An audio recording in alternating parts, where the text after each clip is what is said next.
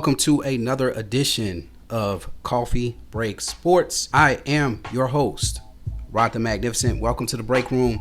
Welcome back. I hope you enjoyed my previous episode of NFL Picks Week 9. And if you missed that episode, check out my results. I went 11-5 again, ladies and gentlemen. And so go back and look who I called right on, who I called wrong on. But as you listen to this episode, you'll get my drift. But before I get into all my picks, I just want to send you a nice reminder to like, subscribe, share these videos with your loved ones, because I'm sure they will all love to hear this. And just want to shout out my previous episode that I posted of my rant on the Bears. Exceeded 2,000 views, ladies and gentlemen, and I never thought that I would get to a point on this platform where I would reach that many views so quickly for one video. I've been recording for over 3 years, doing music first. Now I'm kind of dabbling into the sports world, and it seems like the sports videos are getting a little bit more love than the music videos. But I'm gonna keep doing both because I love both. But shout out to that last video, that rant that I did on the Bears after their devastating loss to the Washington Commanders. But I'm going to get more into the Bears later.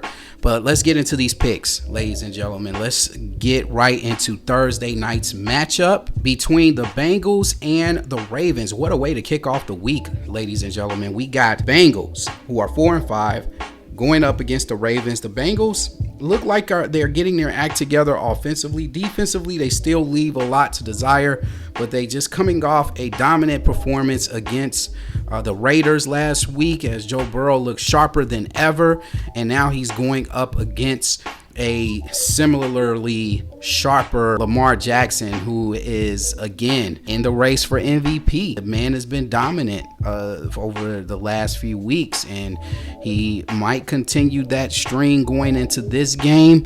The Bengals have had a history of owning the Ravens in the past, but lately the Ravens have been getting the best of the Bengals, and I think that's going to continue with this matchup. The Baltimore Ravens are a 6-point favorite. Even though the Bengals won against the Raiders, there's still some question marks about this team that I have in regards some of their defense. Sometimes their offense looks on par, and then other times they'll make that critical mistake that at the wrong time, kind of similar to the Eagles game that they played a couple of weeks past. So I say all that to say I got the Ravens in this one. I think this is going to be a close game. I'm looking forward to it. Finally get a really good matchup on Thursday night. Two division rivals, and it should be pretty good. Now we're going back to London for another stinker of a game. I'm not going to expound too long on this one, but if I had to choose between two quarterbacks, Daniel Jones and Bryce Young, I'm going to go Bryce Young all the time. And Giants fans, feel free to attack me in the comment sections if the Giants win this game. But I'm picking the Panthers, man. I'm switching it up on y'all. I think this might be the first time I picked the Panthers to win a game in almost 2 years. But I'm going to pick the Panthers in this one in London on a neutral field. And I thought they had a very impressive win against the Saints last week, which led to the Saints coach getting fired. And hey, I think the Panthers ride that momentum into London and beat the Giants in London. The Giants are a 6-point favorite. I'll take the points on that one. Up next, we go to the Sunday games. We have the Broncos on the road against the Kansas City Chiefs. The Chiefs coming off an impressive overtime win over the Bucks in a very close game, a shootout, so to speak, a mini shootout, so to speak. And now they come home against a Broncos team where their defense kind of got exposed against Lamar Jackson, and I think the Chiefs continue that streak. They are an 8-point favorite. I think they go ahead and win. But another thing that I just want to point out, I think the NFL needs to do a better job with their overtime. I feel like the overtime rule should just be changed throughout the season, not just for the playoffs. If a team scores, if the team is the first to score a touchdown, can the other team at least get a chance to tie the game? I'm tired of wondering what would have happened if the Bucks would have gotten the ball back, or the other team would have gotten the ball back. Would they have tied the game and might have forced the narrative a little bit with the game? But I just really feel like the NFL just need to go ahead and just change that rule to the whole entire season, because it's stupid and it kind of leaves a sour taste in your mouth when you don't get a chance to see the other team try to make an attempt to win the game. Oh, I'm missing the Bills. Okay. Up next, we got the Bills going up against the Colts. The Bills coming off an impressive victory at home, a game that they kind of had to struggle a little bit with the Dolphins in the first half, but they pulled away in the second half. Now they go on the road against a Colts team that's really struggling and tailing downwards. I got the Bills in this one. They are a 4-point favorite. Up next, we got the Falcons going up against the Saints in New Orleans. I got the Falcons in this one. The Saints coming off an embarrassing loss to the Panthers, which led to them firing their head coach after 2 years. And I'm not going to expound on this one. The Saints are in shambles. The Falcons are coming in hot, and I think they're going to keep that going in this division rivalry.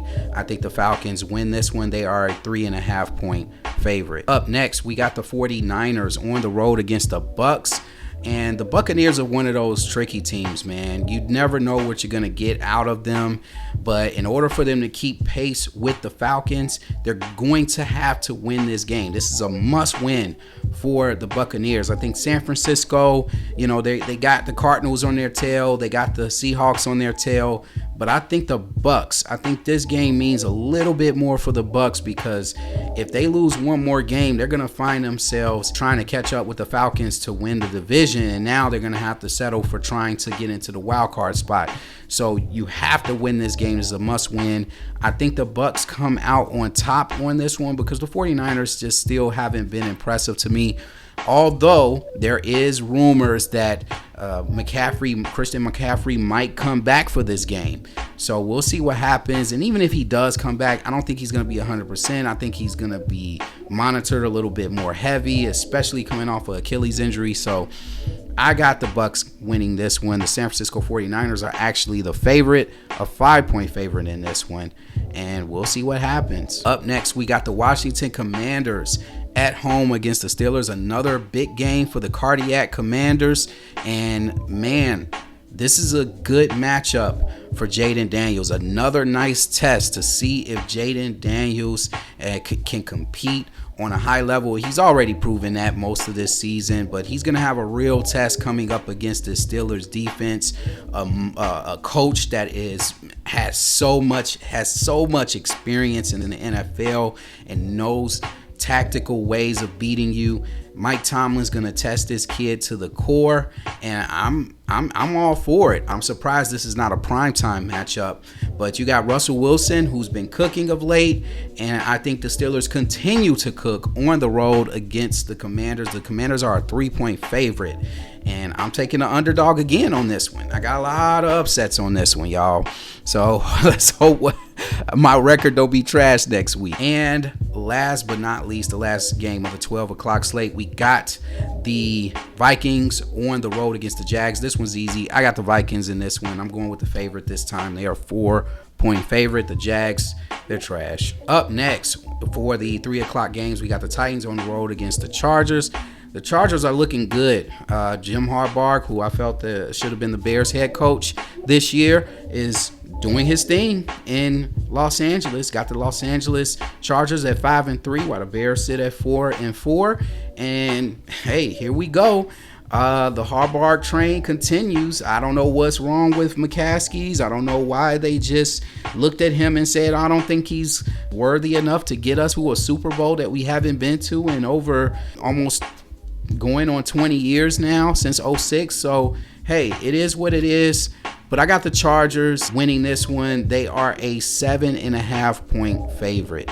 Up next, we got the Cowboys, the ailing Cowboys at home against, I think the Eagles come in the building and put them out their misery in front of Cowboys fans.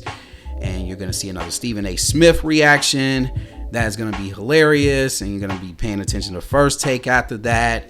and all that good stuff. So we'll see what happens. I think Cooper Rush is going to be starting. So have fun with that one, Cowboys fans. I know Cooper can play. He's proven that in the past, but I don't think he's good enough to beat this loaded Eagles team with a red-hot Saquon Barkley who's jumping over people backwards. I mean, come on. If you haven't seen that highlight, go look it up. It's amazing. The Eagles are a 7.5-point favorite. And we have the last slate of the 3 o'clock games. We got the Arizona Cardinals at home against the Jets. The Jets coming off an impressive victory against the Texans after their backs were against the wall in a must-win situation. Their backs are going to be against the wall again up against a Cardinals team that's coming off beating down the Bears.